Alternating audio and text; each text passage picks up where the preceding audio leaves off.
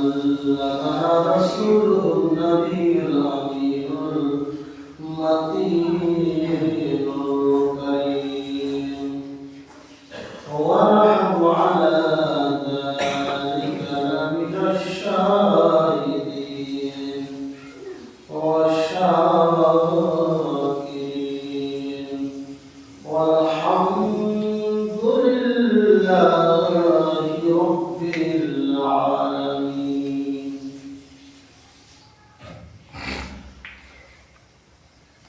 শ্রদ্ধেয় সম্মানিত দিনদার ইমানদার আগত আজকে মুসলিয়ানরা, আল্লাহ সুবহানাহু ওয়া তাআলার প্রতিকৃতির হামদ ও প্রশংসা, যার দয়াতে রহমতে কৃপাতে অনুগ্রহে আজকে আমরা সুস্থ শরীরে সালাতে জুমা আদায় করতে আসতে পেরেছি। আল্লাহ আমাদেরকে তৌফিক দিয়েছেন, ক্ষমতা দিয়েছেন, তাই সকলে বলুন আলহামদুলিল্লাহ। তারপরে পরে দুরূদ ও সালাম বর্ষিত হোক নবী কুলের শিরোমণি তাজদারি আম্বিয়া, রাহতে পারবসিনা হামিদের উদ্ধারকারী বেসাহারা সাহারা আমিনার দুলার আহমদে মুস্তাফা সাইয়্যিদনা মুহাম্মদুর রাসূলুল্লাহ সাল্লাল্লাহু আলাইহি ওয়াসাল্লাম প্রতি শত কোটি কোটি দুরূদ ও সালাম বর্ষিত হোক, অর্পিত হোক মুহাম্মদে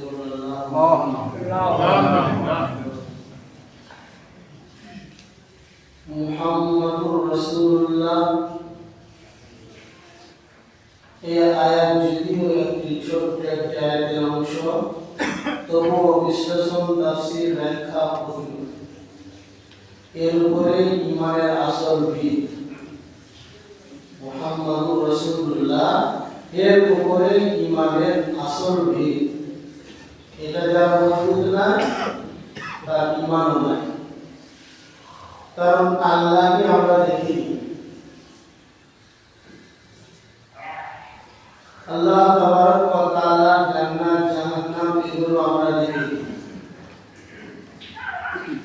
সবগুলো আমার আকা মাওলানা সাল্লাল্লাহু আলাইহি ওয়াসাল্লাম দেখে সচক্ষে ঘুরে এসে আল্লাহর সঙ্গে কথাবার্তা আলাপ আলোচনা করে আমাদেরকে জানিয়েছেন, তবে আমরা জানতে পেরেছি। আর এরই নাম হলো ঈমান।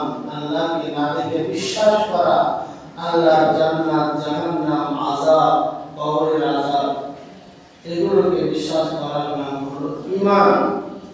তো নবীর প্রতি যদি আগে আস্থা না থাকে, বিশ্বাস না থাকে, ঈমান না থাকে, তাহলে বাকি জিনিসগুলো তো আমার ঈমান রাখা অসম্ভব। আমার আকা মাওলানা সাল্লাল্লাহু আলাইহি ওয়াসাল্লাম বলেন, আল্লাহ এবং আমাদের মাধ্যমে আমাদের মধ্যে দূত, রাসূল মানে হলো দূত, প্রেরিত আল্লাহ পাঠিয়েছেন। ওনার বার্তা, ওনার হুকুম, ওনার আহকাম আমাদের কাছে পৌঁছে দিবেন। আর ওনাকে আল্লাহ সর্বশ্রেষ্ঠ করলেন মানবকুলের মধ্যে। তো ঈমান কাকে বলে? আমরা অনেকে বলি ঈমান ঈমান ঈমান। তো আল্লাহ কোরআন মাজিদের মধ্যে ঈমানদারকে বলেছেন, ইয়া আইয়ুহাল্লাযীনা আমানু আমিনু, এই ঈমানদারেরা যারা ঈমান করছো, আমিনু ঈমান আনো, তবে ঈমানদার নিজেকে বলো। কোরআন মাজিদের একদম সর্বপ্রথম সূরা, যে সূরার নাম হলো সূরাতুল বাকারা। এই সূরাতুল বাকারা এর মধ্যে আল্লাহ রাব্বুল আলামিন সর্বপ্রথম যে বাণীটি বলেন আলিফ লাম মিম, এরকম বহু আলিফ লাম মিম, আলিফ লাম র, কাফ ইয়া আইন সাদ ইয়াসিন তাহা, এগুলো হরফে মুকাদ্দার, মানে এর অর্থ কোন তাফসীরে, কোন ব্যাখ্যাকারী, কোন গবেষক বলতে পারে না এর মানে। বিনা মানে তো নাই, কিন্তু ওই মানে আমাদেরকে জানার দরকার নাই, ওই জন্য নবী সীমিত থেকেছে। আল্লাহ এমনি এমনি কোনো আয়াত কোন সূরা পাঠাননি, প্রত্যেকের আয়াত মানে আছে। তো যেটা আমাদের জানার সেটা জানিয়েছেন, যেটা জানার দরকার নাই সেটা নবী পাক বলেননি, যেমন হুকুম মুকাদ্দাসের মানে আলিফ লাম মিম যালিকাল কিতাব। সর্বপ্রথম ইমানের ভিত আমার নবী, তারপরে হলো আল কোরআনুল মাজিদ। আল্লাহ বলেন যালিকাল কিতাব, এই কিতাব যে আমি তোমাদের কাছে পাঠালাম। তো এই জালিকা এই শব্দটা নিকটের জন্য নয়, দূরের জন্য।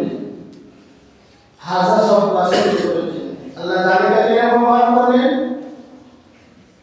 বোঝা গেল এই কোরআনুল মাজিদ দুনিয়ায় আসার আগে কোন জায়গায় একদম অলরেডি লিখিত ছিল। হাদিসের মধ্যে পাওয়া যায় আল্লাহ তাআলা যখন দুনিয়া সৃষ্টি করলেন তখনই এই কোরআনুল মাজিদকে লেখা হয়েছিল। কোথায় ছিল? লওহে মাহফুজে ছিল। এই লওহে মাহফুজ থেকে আল্লাহ রাব্বুল আলামিন আমাদের কাছে পাঠালেন আনুল যালিকাল কিতাব লা রাইবা ফি। যতগুলো আসমানে কিতাব এসেছে সর্বশ্রেষ্ঠ কিতাব হলো, গ্রন্থ হলো কোরআনুল মাজিদ। পৃথিবীর মধ্যে বহু লেখক নিজের কিতাব লিখেছে, শেষে বলে লেখা যখন শেষ হয়ে যায় তখন মন্তব্য বলে যদি এই কিতাবের মধ্যে কোনো রকমের ভুল পাওয়া যায়, কোনো রকমের ত্রুটি থাকে, আমাকে সতর্ক করা হয়, পরবর্তী এডিশন এটা ঠিক করা হবে। কিন্তু আমার আল্লাহ তাআলা বলেন যালিকাল কিতাব লা রাইবা ফিহি, এই কিতাব এমনই আমি কিতাব তোমাদের মধ্যে পাঠালাম যার মধ্যে সুন্দর অবকাশ পর্যন্ত নাই। ঝুট মিথ্যা তো দূরের কথা, সন্দেহ অবকাশ সব লা রাইবা মানে সব ফি, এর মধ্যে সব কোনো নাই। তাহলে কেন পাঠালেন এই কিতাব? আল্লাহ বলছেন হুদাল লিল মুত্তাকিন, হেদায়েতের জন্য, পথ দেখাবার জন্য, মানব জাতিকে দুনিয়া এবং আখিরাতে সফলতার পথ দেখাবার জন্য আমি কোরআন পাঠালাম। যালিকাল কিতাব লা রাইবা ফিহি হুদাল লিল মুত্তাকিন। এবার মুত্তাকিন কাকে বলে? আল্লাহ ব্যাখ্যা করছেন মুত্তাকিন কাকে বলে। কোরআন মুত্তাকিনের হেদায়েতের জন্য। আল্লাযীনা ইউমিনুনা বিল গায়ব ওয়া ইউকিমুনাস সালাত ওয়া মিম্মা রাযাকনাহুম ইউনফিকুন। আল্লাহ বলেন ইউমিনুনা বিল গায়ব, যারা গায়বের প্রতি বিশ্বাস রাখলো, ঈমান রাখলো। গায়ব কি জিনিস? গায়ব ওই সকল জিনিস যেগুলো আমরা চোখে দেখতে পাই না। কবরের আযাব বারহাত সত্য, এটা আল্লাহ নবী বলেছেন, আমরা দেখিনি। না দেখে বিশ্বাস করার নাম ঈমান।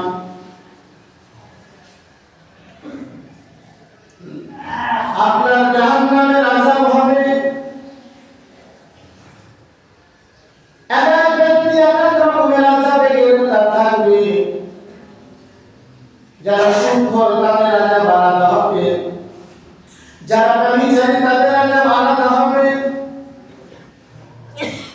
যারা মা-বাপকে কষ্ট দিয়ে তাদের আযাব আলাদা হবে। বিভিন্ন রকমের আযাব আল্লাহ নির্ধারিত করেছেন। এগুলো আমরা দেখিনি, কিন্তু নবীজি বলেছেন এর নাম হলো গায়ব।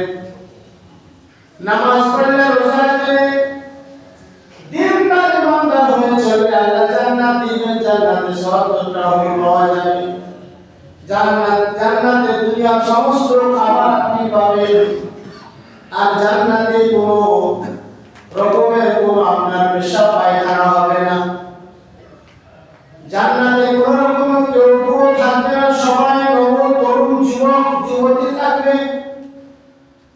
এই যে বিভিন্ন রকমের জিনিস আমরা জানি দেখিনি, আমরা বুঝি না, কিন্তু নবীজি বলেছেন বিশ্বাস করলাম, এই গায়েব বিশ্বাস করা, এর নাম হলো গায়েব। আল্লাহ বলেন আল্লাযীনা ইউমিনুনা বিল গায়ব, তো গায়বের মধ্যে ওপরে সব জিনিস কিয়ামত হবে। নবীজি বলেছেন আমরা বিশ্বাস করলাম, এর নাম গায়ব, এটাই হলো গায়ব। ইসরাফিল আলাইহিস সালাম ফেরেশতা সুর ফুঁকবেন, পাহাড়গুলো তোর মতো যাবে, চন্দ্র গ্রহ আকাশ সব বসে বসে পড়ে যাবে, এর নাম গায়ব। এগুলো বিশ্বাস করা যায়, বিশ্বাস করা।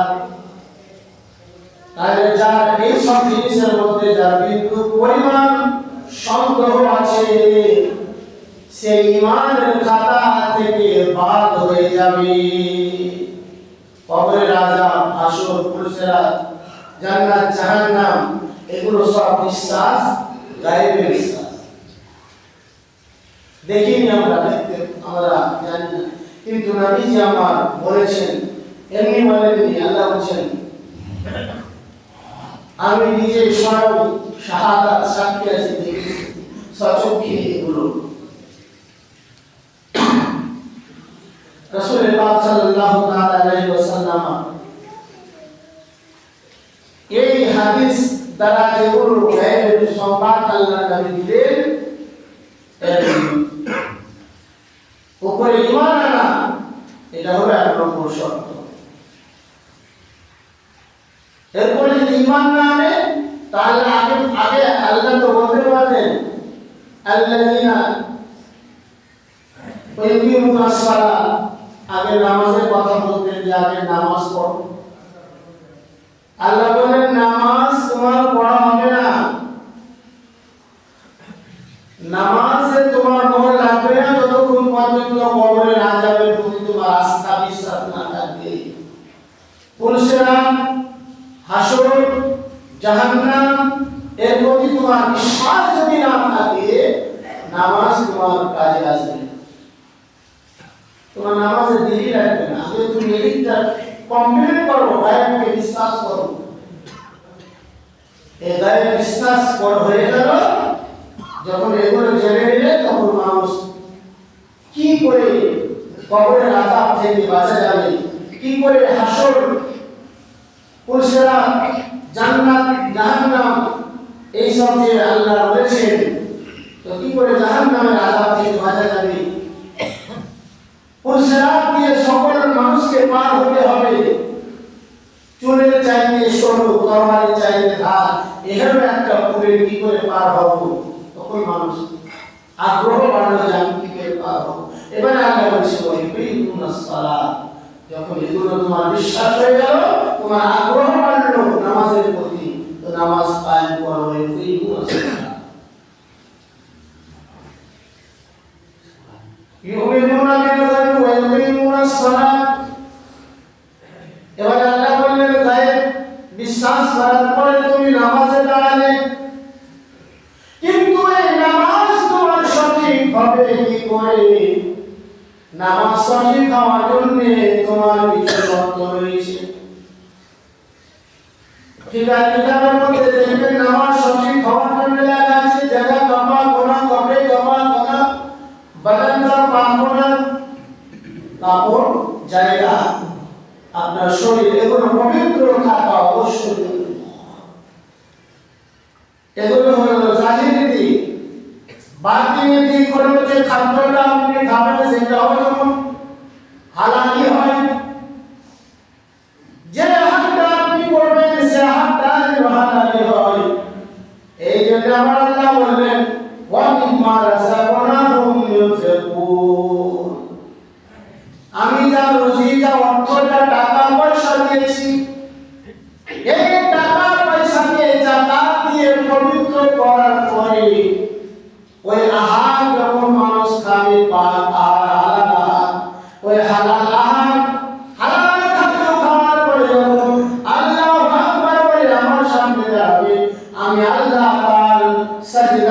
কবুল করে নেব। সিরিয়াল হয়েছে এমনি একটার পর একটা বলে দেন আল্লাহ, যখন যা ইচ্ছা তাই বলবেন। আল্লাহ বলছেন আগে গায়েবে বিশ্বাস হলো, বিশ্বাস হয়েছে, এবার তোমার আগ্রহ বাড়ছে জাহান্নাম থেকে কি করে বাঁচবো, কবর থেকে কবরের আযাব থেকে কি করে বাঁচবো। আল্লাহ বলেন নামাজ কায়েম করো। আল্লাহ বলেন শোনো, নামাজটা কায়েম করবা, কিন্তু এই নামাজটা কবুল হওয়ার জন্য এই নামাজ তোমাকে কি জাহান্নামের আগুন থেকে বাঁচাতে পারবে? এই নামাজ কি তোমাকে কবরের আযাব থেকে বাঁচাতে পারবে? আল্লাহ বললেন হ্যাঁ অবশ্যই, কিন্তু তোমাকে হালাল খাদ্যটা খেতে হবে। শরীরের উপরটা পাক করে নিলাম, কাপড়টা পরিষ্কার করে নিলাম, জায়গাটাকে মুছে দিলাম, ভালো মশলা বিছিয়ে দিলাম, নতুন মশলা কিনে এনেছি বিছিয়ে দিলাম, আর ভিতরটা হারামে ভর্তি আছে, ভিতরটাতে হারাম ভর্তি করে রেখেছি, তো বাবা উপরটা পাক করলে কি আর নামাজ হবে? আল্লাহ তো বলেছেন ওমিম্মা রাযাকনাহুম ইউনফিকুন। তো এই তিনটা আয়াতের তাফসীর বহু ব্যাখ্যা পাওয়া যায়, সময় সংকীর্ণ, কিন্তু এটা আমাদেরকে জ্ঞানে রাখতে হবে যে जाहिर जिस्म का जैसे पाक होना जरूरी है, बातिनी जिस्म का भी पाक होना जरूरी है।